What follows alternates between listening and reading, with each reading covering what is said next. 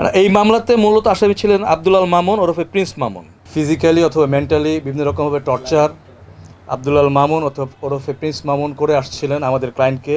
11/12/2023 তারিখে আমাদের এই ক্লায়েন্টের উপর অমানবিক নির্যাতন হয়েছে, ওনাকে হত্যা চেষ্টা করা হয়েছে। লায়লা আক্তার ফরহাদের যে টাকা পয়সা ছিল, ম্যাক্সিমাম টাকা পয়সা ওনার কাছে বিভিন্ন ছলে বলে কষে হাতিয়ে নেয় এবং বৃহস্পতিবার এই মামলাতে প্রিন্স মামুনের বিরুদ্ধে পুলিশ একটা ওয়ারেন্ট জারি করেছে, নন বেলেবল ওয়ারেন্ট। আমরা লায়লা আক্তার ফরহাদের পক্ষে আইনজীবী হিসাবে ওনার যে আইনি সহযোগিতা সেটা আমরা দিয়ে আসছি দীর্ঘদিন থেকেই।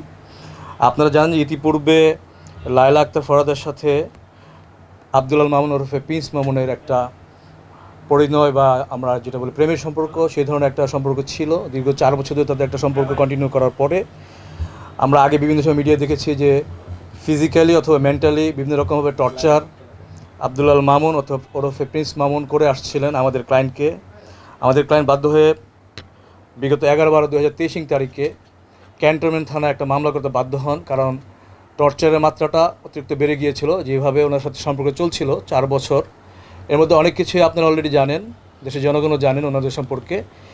এই পর্যায়ে এসে বাধ্য হয়ে না হলে একটা মানুষ করে না। আমরা যে কারণে আপনাদের সাথে আজকে কথা বলতে এসেছি সেটা হলো যে মানবিক অবস্থান থেকে তাদের যে অবস্থানটা সেটা পরিষ্কার করার জন্য। ইভেন আমার যে ক্লায়েন্ট উনি লায়লা আক্তার ফরহাদ, উনি বাইরে বের হতেও এখন ভয় পাচ্ছেন।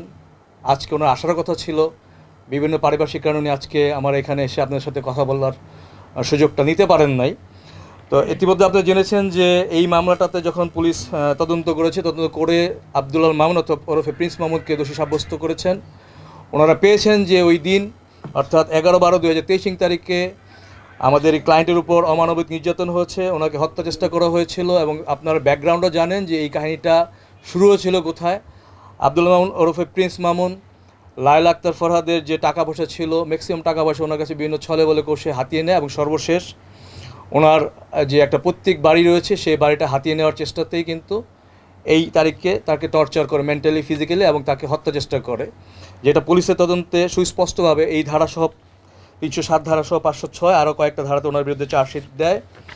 এবং বিগত বৃহস্পতিবার এই মামলাতে প্রিন্স মামুনের বিরুদ্ধে পুলিশ যখন কোর্টে প্রতিবেদনটা দাখিল করে সেটা আমলে নিয়ে কোর্ট তার বিরুদ্ধে একটা ওয়ারেন্ট জারি করেছে, নন বেলেবল ওয়ারেন্ট। যেহেতু ধারাটা আমলযোগ্য ছিল সেই ধারাতে ওনার বিরুদ্ধে ওয়ারেন্ট দিয়েছেন এবং আমরা আশা করছি যে ওনার দেশের বাড়িতে এই ওয়ারেন্টটা যাবে। অ্যাকর্ডিংলি পুলিশের দায়িত্ব কর্তব্য পালন করবে। এবং আমরা আপনাদের সাথে যেটা বলতে চাই যে আমরা লায়লা আক্তার ফরহাদের সাথে কাজ করছি ন্যায় বিচার নিশ্চিত করার জন্য। উনি যেভাবে হ্যারাসমেন্টের শিকার হয়েছেন ফিজিক্যাল, মেন্টালি এবং অন্যান্য যে বিষয়গুলো রয়েছে, যাতে ওনাকে আমরা সাপোর্ট দিতে পারি, উনি যেন একটা ন্যায় বিচার আমরা নিশ্চিত করতে পারি, সেই চেষ্টায় আমরা আছি। তো ওনাদের একত্রে কোথায় দেখা গিয়েছে কী করেছে এটা আমি এই মুহূর্তে যদিও বলতে পারবো না, তবে আমার যেটা বিশ্বাস যে যেটা অন্যায় হয়েছে অন্যায়টা কোর্টে চলবে এবং ব্যক্তিগত জীবনে যদি তারা আবার পরবর্তীতে কন্টিনিউ করতে চায় সেটা ওনাদের ব্যক্তিগত ইচ্ছার বহিঃপ্রকাশ হবে। এখানে আজকে ওনার সাথে যদি চলে তার মানে গত ডিসেম্বরে যে অপকর্মটা হয়েছে, তার হত্যা চেষ্টা হয়েছে, সেটা মিলিয়ে যাবে না, সেই অপরাধটা বিচার হতে হবে আমরা যেটা মনে করি আইনি চোখে। এখন আমার ক্লায়েন্ট গত আপনি যেটা বললেন 31 তারিখে গ্র্যান্ড ওপেনিংয়ে ছিলেন কি না এই সম্পর্কে আমি জ্ঞাত নেই। আমি কোর্টে বিষয়টা বলতে পারবো, মামলাটার বিষয়ে শুধু আপনার সাথে কথা বলবো। দেখেন আমাদের নেক্সট ডেট রয়েছে আগামী মাসে। তো ওয়ারেন্ট আমাদের যেটুকু আমরা জ্ঞাত আছি যে ওয়ারেন্ট হয়েছে, ওয়ারেন্টটা যাবে থানায়। মিনওয়াইল আইনগতভাবে যতটুকু সহযোগিতা যা করার থাকে আমরা সেইটুকুই করব। আর এর বাইরে যে আপনি যেটা বললেন যে ওনাদেরকে একত্রে দেখা গিয়েছে, যদি ওনাদের মধ্যে মিউচুয়াল হয় ওয়েল অ্যান্ড গুড, কারণ ওনারাতে অনেক দিন ধরেই আমাদের একটা মানে চোখের মণি।